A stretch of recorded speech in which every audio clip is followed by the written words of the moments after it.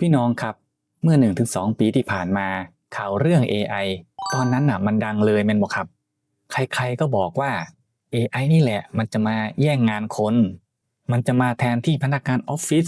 แทนที่พวกโปรแกรมเมอร์แม้กระทั่งร้านฟาสต์ฟู้ดขายเบอร์เกอร์ในต่างประเทศเขายังเอา AI มายืนรับออเดอร์แทนคนเลยครับพี่น้องบริษัทใหญ่ๆทั่วโลกเนี่ยต่างพากันเอาพนักงานออกกันเยอะมากเพราะผู้บริหารเขาคิดว่า เออ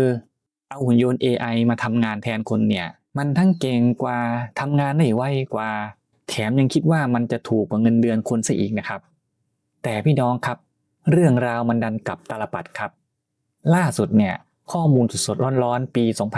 2026มีรายงานข่าววงในจากบริษัทยักษ์ใหญ่ระดับโลกหลุดออกมาว่าตอนเนี้ยบริษัทเราเนี่ยกำลังหัวจะปวด เพราะไอ้เจ้า AI ที่เคยคิดว่ามันจะมาช่วยประหยัดเงินเนี่ยตอนเนี้ยมันดันแพงมหาโหดแพงจนงบบริษัทที่ตั้งเอาไว้เป็นปีๆเนี่ยหมดเกลี้ยงภายในไม่กี่สัปดาห์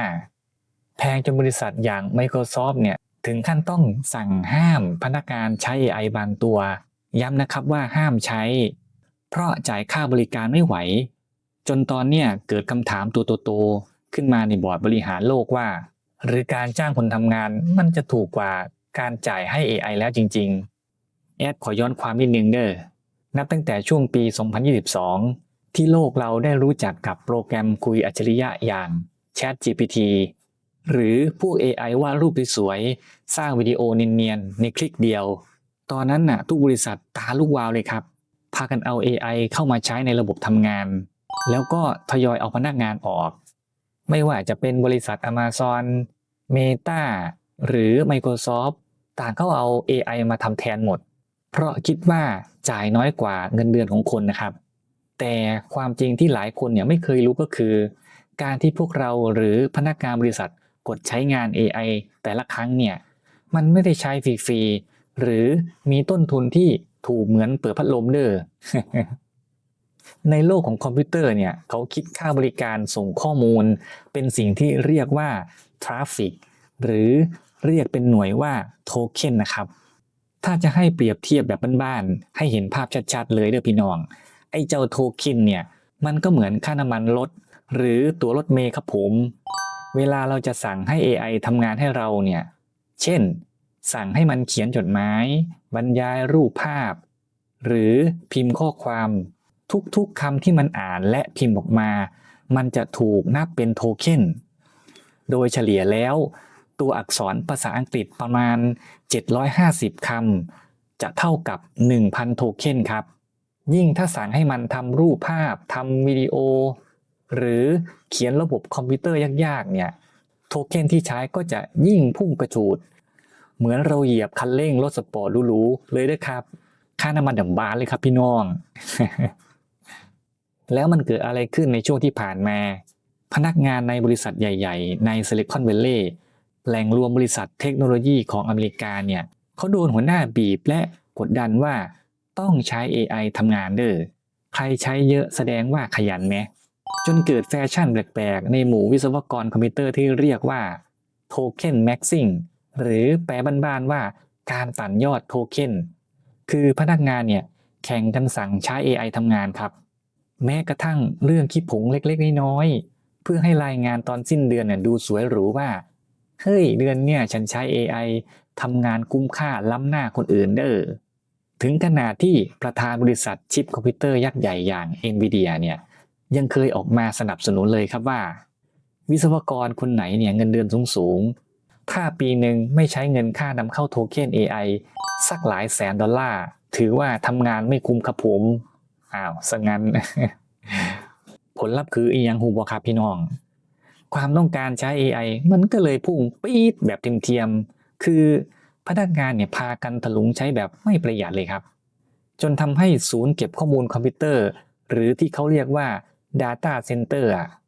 ซึ่งเปรียบเสมือนโรงไฟฟ้าและคลังสมองของ AI ทั่วโลกเนี่ย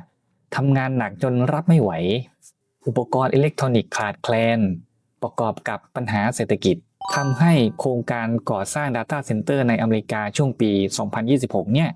ต้องถูกยกเลิกหรือเลื่อนไปเกือบครึ่งหนึ่งครับเมื่อคลังสมองของ AI เนี่ยมีจำกัด แต่คนเนี่ยแห่ไปลุมใช้กันหลายแหงเนี่ยตามหลักการตลาดบ้านๆเลยครับของน้อยคนอยากได้เยอะของมันก็ต้องแพงขึ้นเนาะล่าสุดเนี่ยมีรายงานว่าราคาค่าโทเค็นของ AI เนี่ยพุ่งสูงขึ้นมากกว่า1เท่าตัวจากเดิมปลายปี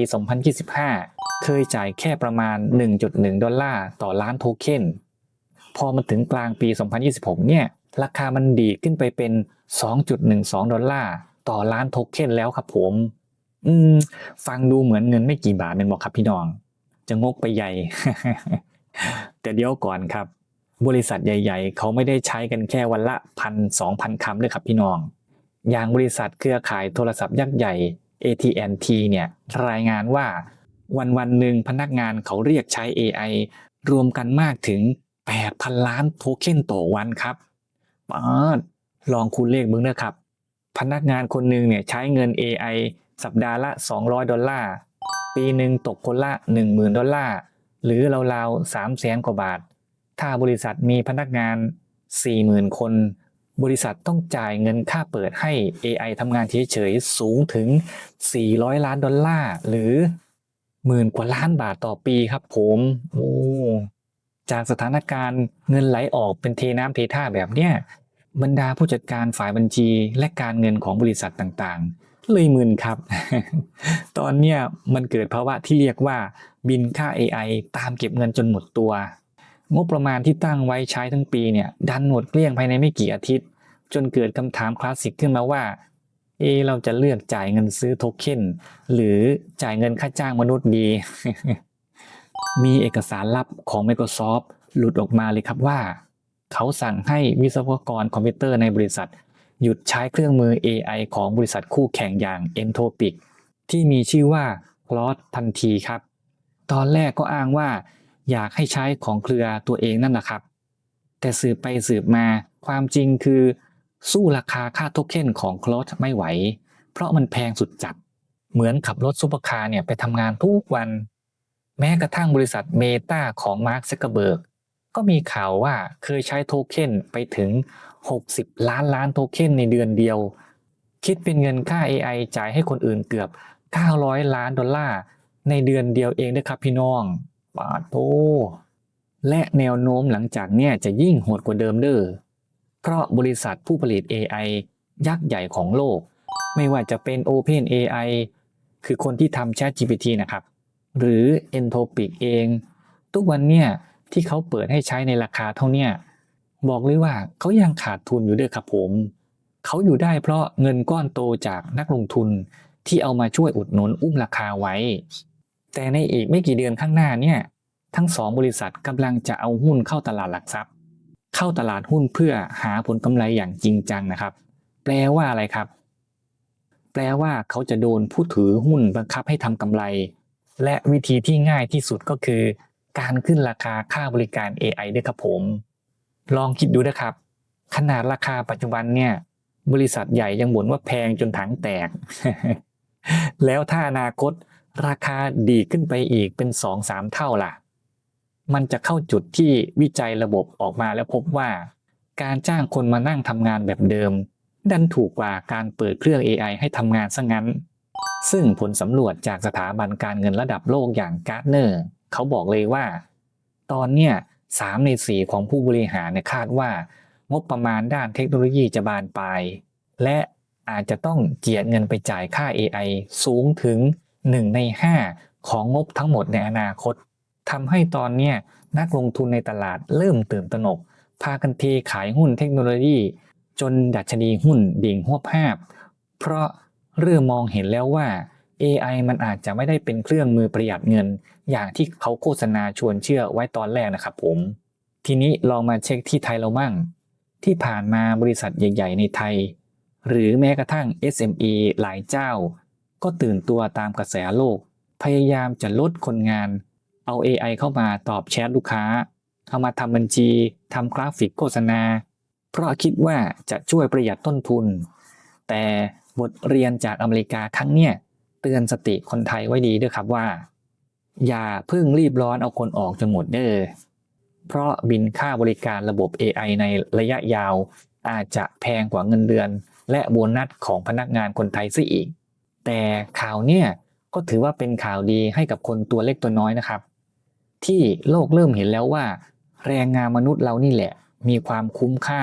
และมีประสิทธิภาพในราคาที่จับต้องได้ที่สุดแล้วยิ่งในงานบางประเภทเช่นงานบริการงานต้อนรับหรืองานขายของที่ต้องใช้ความรู้สึกและหัวใจในการพูดคุย AI น่ะสู้คนบ่ได้ในต้นทุนที่เท่ากันเด้อสรุปคือที่ว่า AI จะมาช่วยทำงานและเซฟตังค์ให้ธุรกิจชักไม่แน่แล้วเด้อครับเพราะบินค่าใช้จ่ายที่มันงอกออกมาแพงมากทำให้งานหลายๆอย่างการจ้างมนุษย์อย่างพวกเราเนี่ย